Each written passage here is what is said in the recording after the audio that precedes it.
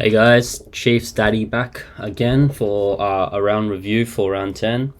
Um, and It just wasn't a good week this week. 40,000k weekly rank, dropped 30k. So I've been roughly around 10k weekly for the past few weeks, and yeah, this has just been a terrible week. It's not too bad for the season rank. Only dropped about 1,000. I saw some. I think some people had 1,900 scores and they dropped a lot more. So we'll look into the team. Still got 17 trades left, and I've got one, two, three, four, 5 spots left to fill with Young. So four spots left. And I'll go over my trades in a minute. But if you look at the history, I was just checking this before. I'm starting to lose money. So 1390. Like, I made 40k this week in value. Like, this was 100k, like 300k. It's slowing down, I swear. Previous seasons it wasn't this bad. Yeah, so this was exact same as last year. So 1390, lost money, and then he jumped back up again. So I'm just looking at the team. I've got 1, 2, 3, 4, 5, 6, 7, 8, 9, 10. 10 guys over 500k. Most of my midfield is under, if you count Young. They're under 500k. And then, Houston, I got him cheap. Clark, I got him expensive. These guys are rookies. Doesn't really count. These guys, I got him cheap too, but it just feels like a weird season when you look at the teams and look at the player prices and what they're averaging and so on. Like, who's the top mids at the moment in terms of pricing? Like Heaney, Baz, there are I'm gonna get one of them this week, I think. Green's done for the season. Holmes is gonna be a defender, so I'm gonna get him next week. After DPP, Dawson's been in and out. He's only played 7 games, so he's missed 3 games. So it's a weird pick to have him. I don't think many people would have had him. He's done. I started him. He's done. I started him. He's done. So they don't count. Nas, I traded because he's done for 4 weeks. Merritt's been surprisingly steady, 110 plus average, and I think his break even's like 120. So he's a fine pick. He's got a fine run. I'm also considering him to save 100k on these guys, but we'll look at that when I get to trades. Neil's also been pretty solid. ODU, I think he's going to drop a bit. He's got a 90, so, but I don't know how much he will drop. Newcomb, if you look at non-injury players, Newcomb's top 10 for pricing at the moment. Rao's going to drop under 500k. He's dead. He was under 500k, and then you got Jack Ross. And Bolton, what's happening here? Richards, I was thinking about now, he's going to drop under 500k. Riley Sanders is coming up. He's more than Finn Callahan, more than Took, more than Walsh, Steele, Crip. I don't know. I don't feel like this has happened in the last couple of years where you got most of the premium midfielders under 500k, and then you got a big jump up to the 600k guys. Normally this is Dacos, and then Dawson's been here for a lot, and Gordon probably would have been here. Merritt was 650k for most of the season 2 years ago. So, and Neil would have been there too a couple years ago. And now it's just there's a big jump from these guys down to below Dawson. So if you don't have these guys, you're just struggling so much. Because you're just stuck getting these guys. Brayshaw, who I overpaid. Clugs, he was cheap and a horrible score. Walsh, terrible start, got trapped. Callahan, He got tagged, so I'm not too upset. And Dacos just been, I don't know what he's been doing, like 160, he's going to drop under as well, which is insane. He started 630k, did really well, and then tag. I don't know if I think he had James Jordan tag. Probably get the tag. Then he's up against the Bont, and then Belstrup tag, and then, this is pretty good run, and then Foss tag, and then a Mullen tag again, and another tag again, and probably a Berry tag, and a Finn McGuinness tag, and this is a nightmare. Alright, let's just get into the team review for now. So, Sink, did great. I think he was starting off really slow and then really picked it up towards halftime, and then second half he just went off. Ash started off really hot. I think he had like a 40 or 50 point first quarter, and by halftime it was on like 60, nearly 70, and then he just sort of fell off third and fourth quarter. So he only really got to barely even got a ton. I still like Ash. I think he's like a good running carry transitional guy. It's just, I don't know. Like, it doesn't really. He's got a good kick too. So I don't know why he just disappears for moments. Like, him and Finn play very similar on the eye for me. So I'm expecting him to at least, hopefully he can stay at 105, and we'll see. But Essendon and West Coast are meant to be easy matchups, and that's why I got these guys, and they're just not done what I wanted them to do. So that's why, like, you can never play for fixture because it just never works out the way you want it. Houston 75. Who they verse? Sydney. I don't know if he got tagged. I don't think so. Oh yeah, I'll get to that in a minute. Like, what is this guy doing? Like 10 kick-ins. Like, why is he suddenly the kicker? You want to get the ball in Houston's hand, and this guy's taking 10 kick-ins. Jeremy Howe hates Houston. He hates him. Like, I've watched him so many times. He could have handballed or kicked it to Houston. He'll just turn around and he'd rather get tackled than give it to Houston. He hates Houston. And now he's taking 10 kickings off. Like, with Howe not in the side, Houston's averaged 30 touches. And if he had those 10 kick-ins, he probably would have got 30 again. Right? He got 27, I think. Yeah, he would have got 27, and you think a kick in and a handball receive and another kick, he probably would have got to 30 pretty easily with Howe.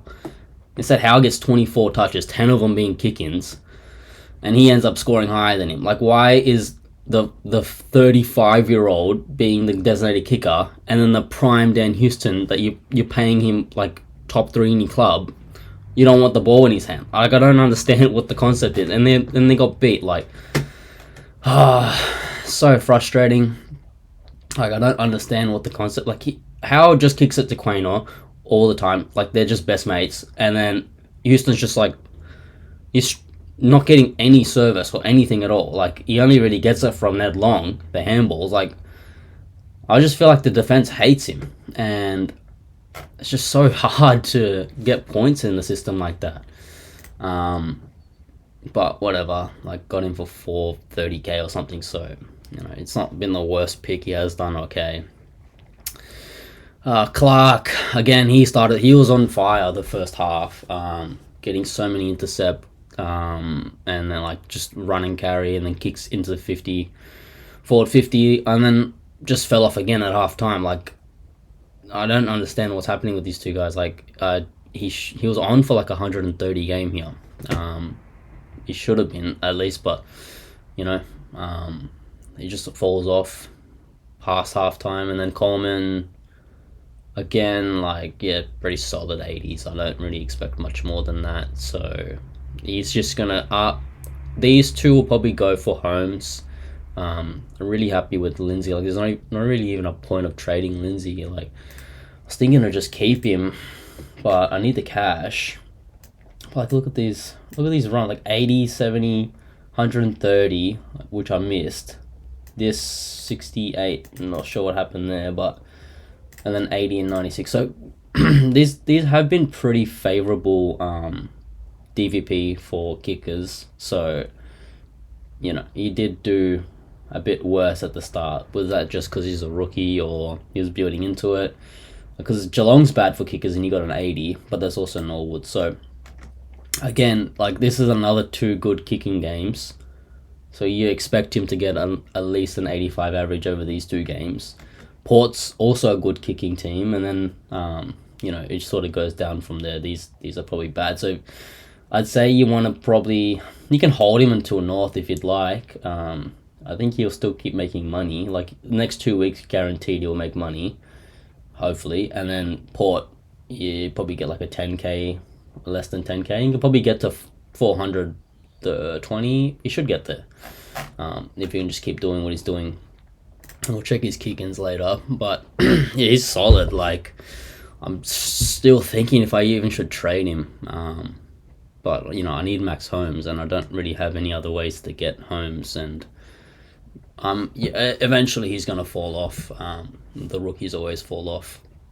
It's not like a Sheasel type or something like that. So yeah, we'll see. Butters, yeah. So if you look here, I had last video I had the C on Bont, right? And then in the video I swapped it to Butters because I said English isn't playing, and I was supposed to have a look at it later on, and I just forgot to look at it, and that's why I left the C on Butters by accident, which actually ended up being a miracle because the 3 guys I was looking at was Bont, Cherry, and Jackson. So I accidentally had it on Butters. Didn't even watch the game because I was watching Pies and Grundy going off, and then after the game finished, I realized I had it on Butters, so I watched the last quarter, and Butters was on like 90 in the last quarter, and then like 10 minutes left, he got like 40 points or something. So he just really picked it up when everyone else just sort of gave up.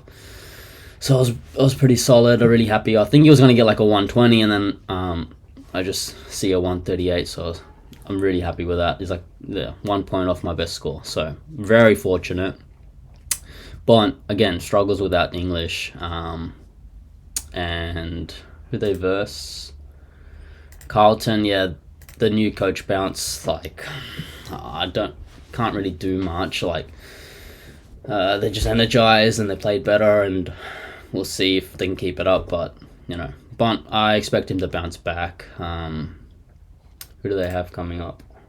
Melbourne, so I don't think Dolstrip can tag him. He'll probably go to Ed Richards, and then they'll probably beat up on Pies, beat up Hawks, beat up Adelaide. He loves Adelaide.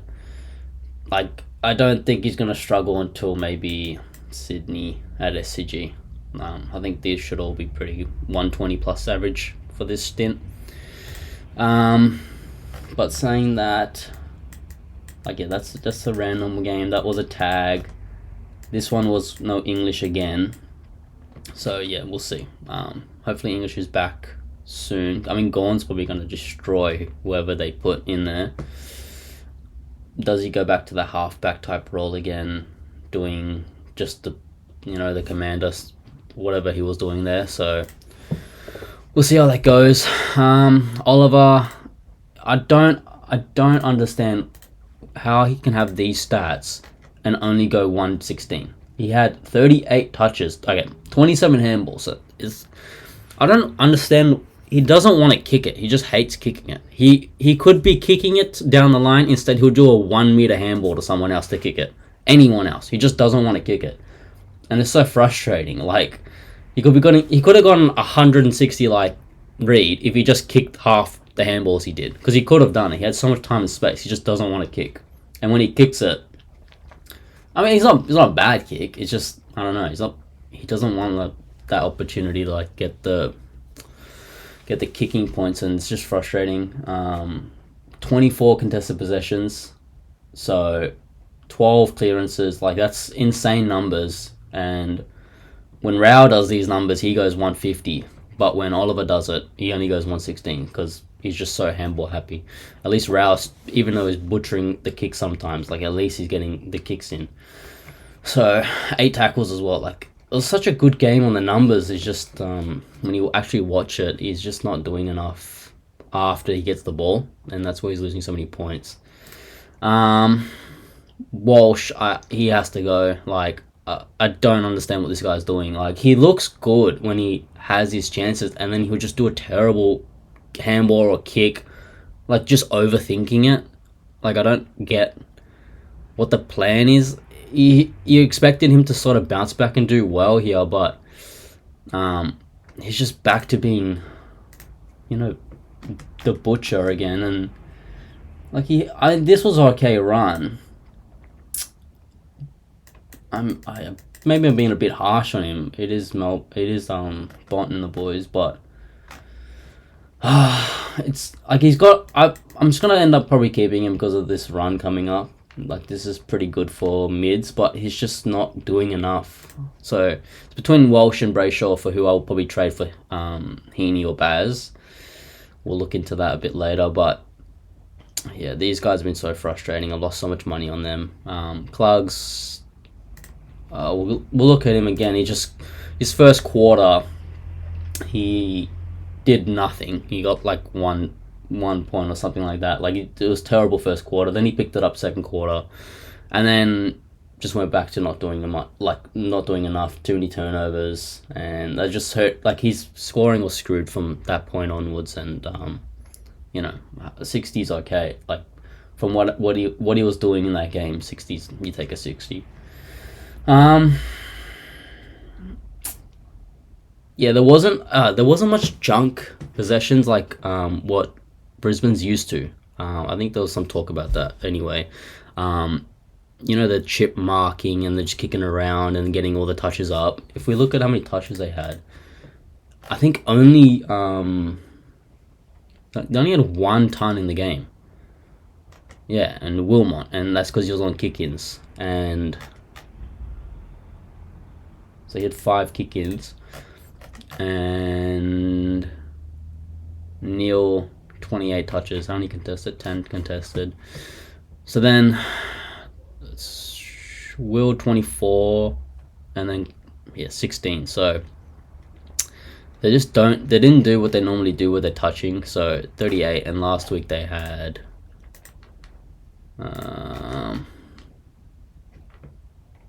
about the same, but he had 33 and he had 25. So they actually had more touches this game, but the midfielders had less. So let's just say that it was just a walloping by Geelong, and we'll see what happens. Like, it's not the end of the world. It's only it's only the one game. Hopefully you can turn it around. Like, this was not too bad, and like you saw the uptick coming here. So we'll just chalk it up as a bad game, and we'll hopefully this run here looks pretty solid. So I'm sure he'll turn around and probably get a double tag here. No, it is what it is. We'll just see how it goes.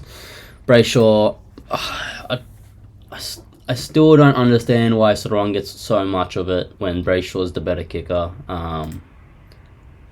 This guy, like, he does nothing at the stoppages anymore. He just doesn't even care. He was just sacrifice his entire stoppage game and just sit somewhere else, sit outside the pack, or just try and block players. He doesn't care about the stoppages anymore. Not even barely trying to get the tackles anymore. He's just leaving it up to Sarong, and it's just so frustrating. Like, Sarong and Bolton were the main mids getting the touches in the stoppages, and you'd think Young would probably join in too. He's just like sort of given up. So he's very frustrating. He was doing alright too, and I thought he would probably finish on a 110, but it just slows down and just doesn't get enough of the ball. I think he's been averaging like 22 touches or something, so he's going to have to go for someone. Like, you got 26, you got more touches this game, more kicks. I don't really get why he didn't. I mean, he didn't get any score assists. And I don't know. Like, look, his efficiency's high. He's always pretty high. It's like 80 plus normally, and they just don't want to use him for the kick-ins. So I don't know what's gonna happen there. He's lost too much money. I'm gonna have to find someone else. Like, Young, Brayshaw, and Sarong are all about the same price now. So I could just sideways to Sarong, but I don't really want Sarong either. Jerry, you're like, I can't. I'd never pay up, right? I never pay up for anyone. And then Nas goes down. And then I'm like, all right, cool. I need to get someone in. There's no defenders that I want. Holmes is not a defender yet. So who do I get? Can't fit any midfielders in because I had Young there. And then, like, I don't want any forwards. So the only real choices I had was a ruck, and it's between Cherry and Grundy. Because Gorn, I don't know what's happening with him. Like, now he's probably going to be good that Heat's gone, but I think Heat's only gone for a game, but we'll see. But you'd think Cherry, given how much he's been scoring, he's a solid pick. Like, he did 120 on Grundy. This was like the blood game, but the guy hasn't gone under 120, right? If you take out the blood game. I traded out McAndrew and he outscored him? Like, I don't get... Like, that's just my season, basically. Like, that's just what keeps happening to me. Now he has Wits. I think he will destroy Wits, so I'm going to put the VC on him. He will destroy... Like, this... It's one game. I'm not going to get super upset that Grundy got 200 and he got an 87 and I had a choice between them, because if you look at this run here, you expect him to get revenge on Essendon. You know, Jackson probably struggle against him. That's a 200 game. That's a 200 game. Revenge game. And then we'll see. I think he does pretty well on Sweet. And then this might be a little bit tougher. Double ruck. English might be back. Grundy again. And, like, he still went 160 on these guys. So, like, he doesn't... Like, maybe only Gorn will probably be his toughest matchup coming up. So that's probably why that's the reason I got him over Grundy. And I expected him to come back pretty hungry and try and do something, but I just can't believe this. I think part of it was also that North got smashed and he just sat out. He just gave up. So it's really frustrating. But, you know, with him, when he does have these poor games, he really comes out the next game. That's just the type of guy he is. So it's frustrating at the moment. It's like I lost 100 and something points. I probably would have VC'd Grundy. So there's like 300 points I could have lost. I did lose. But, you know, we're playing for the full season, not just one round. So we'll see what happens there in the next 4 weeks to see if it was a success or not. Jackson, he just got beat, basically. Like, he just got beat. He was too busy wrestling instead of actually trying to get the hitouts. Like, it was just off his game. The first quarter, he had like 6 points, and then he just couldn't turn it around from there. Like, it's too late, and I don't know. Peter and who's the other rock? Brian. So that you just kept wrestling with them. So yeah, just a bad game from him. I think he did do back to back 140. So I'm not gonna. I'll let him have a bad game. Like, who cares? Everyone on my team's having bad games every week, so you could have one too. So, yeah. Just frustrating that people had Grundy and Gorn, and Grundy got more than both of these guys combined, nearly doubled it. That just Grundy, right? And you add in Gorn or anyone else, and, like, they more than tripled their score. That's insane. That's why there's so many people that got 240s, and I've got a 21. Well, yeah, so... Petrarca, whatever, like, he's going fine. I didn't really watch this game. Sheasel, again, North smashed him, so he didn't do too well, so everyone's got him. It doesn't really matter. Rankin has been really, really solid. He's jumped up like 50k for me already, and he looks like he's going to go back to his best. He's M1 for CBAs now, so... Yeah, really happy with that pick. I knew he would want to redeem himself from last year, so that's probably why I went there, and the price was just too good. Flanders started off pretty bad, and then after about half time, he picked it up again, and then finished off strong, so happy with that. Again, it's just showing that he's doing much better without Nas. And so we'll have to see when Nas comes back if that was actually the factor that affected his scoring. Cook, 70, you know, take that. I think he's sort of maxed out his price now. I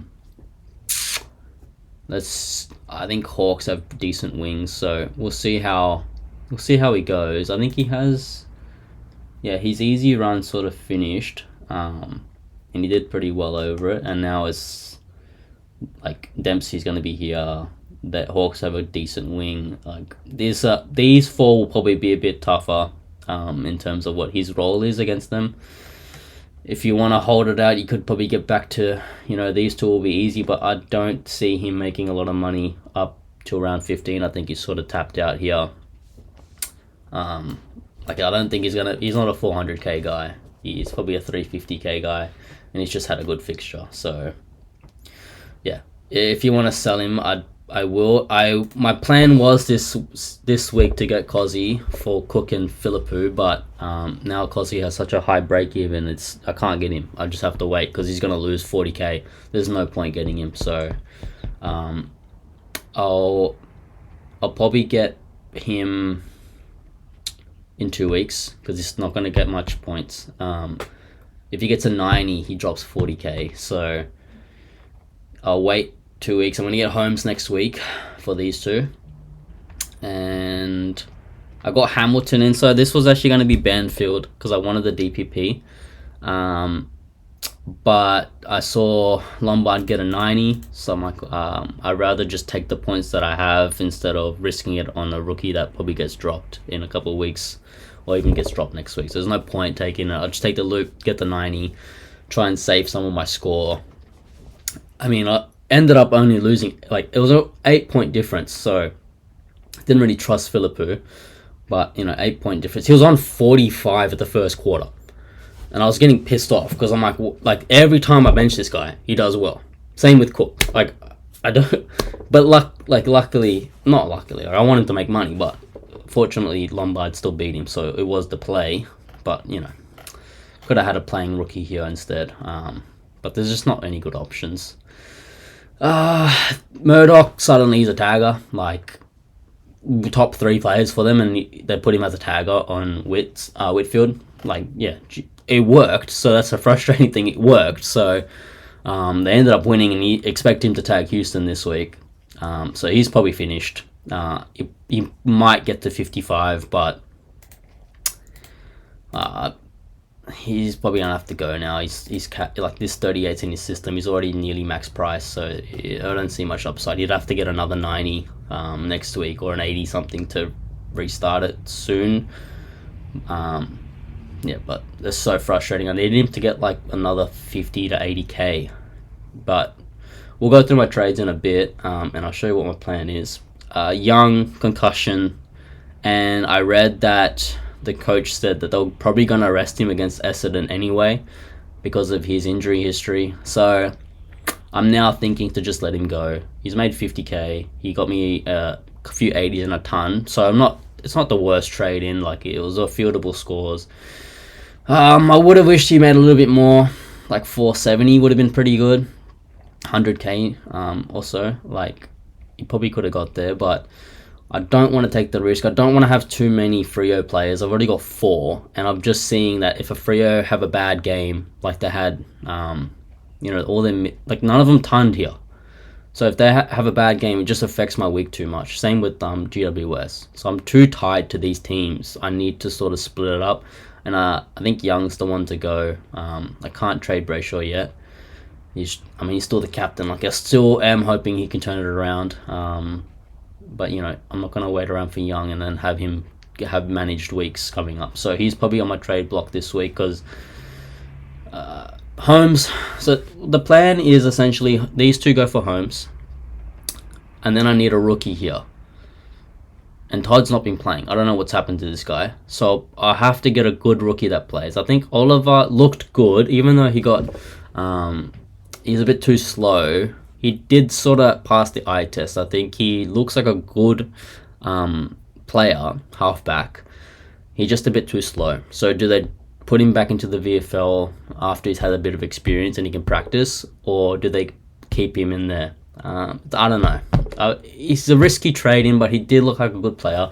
It's either him or Ryan, and I don't really know with Ryan, is he going to be able to keep the spot as well and keep scoring? He's got competition too, so yeah, it's not, neither of them are good choices, and I really got no one else to put there.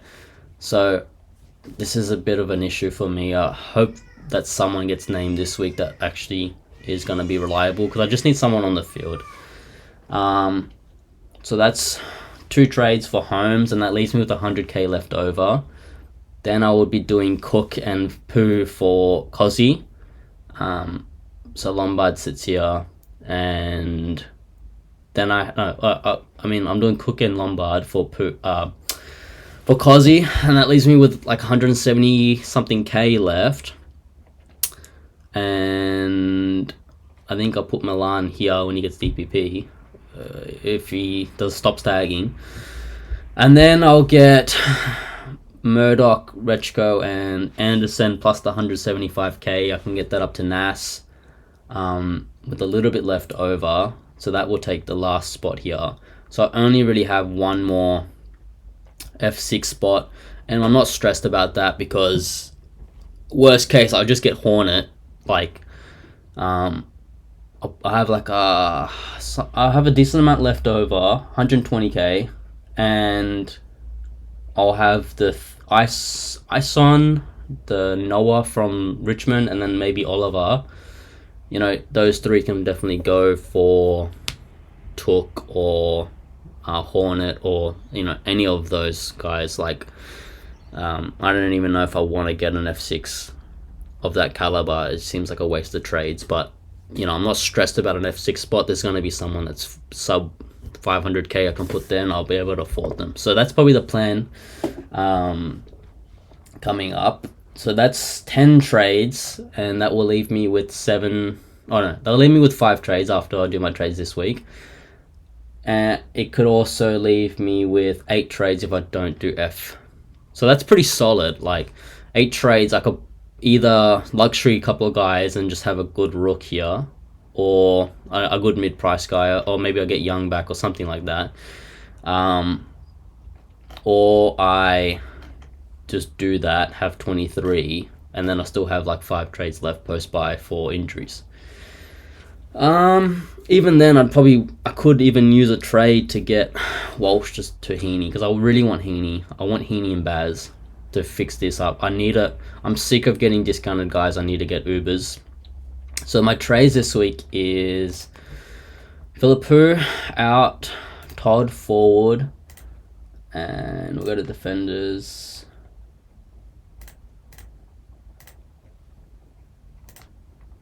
And it's Harrison Oliver for now. We'll see what happens.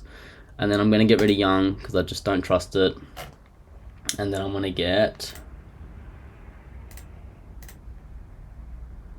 It's between these two. I'm thinking Baz. He's had 4 games over 150. I want Ubers in my team, and he's just... I just need guys that are going to score. I can't have half my midfield having sub-tons. I'm just sick of it. I need someone that's going to be scoring, and I just trust Baz. Like, I don't know how he's doing it. He's just getting so many points each week. So I think that's my trades for this week. Again, next week will be Holmes. Week after that will be Cozzy, and then the week after that will be Nas, and then I've got 1 left to do. So that's, and then I still got 5 for injury. So I think we'll finish our team pretty solid. It's only Heaney and Grundy we're probably missing. Like, these 2 should make up for that Grundy missing. We'll put him here. Looks better up here. Yeah, that's the team. How long have I been going for? Doesn't really say here. 30 minutes. So I'll stop this and I'll do a games review maybe tomorrow. Alright, thanks guys.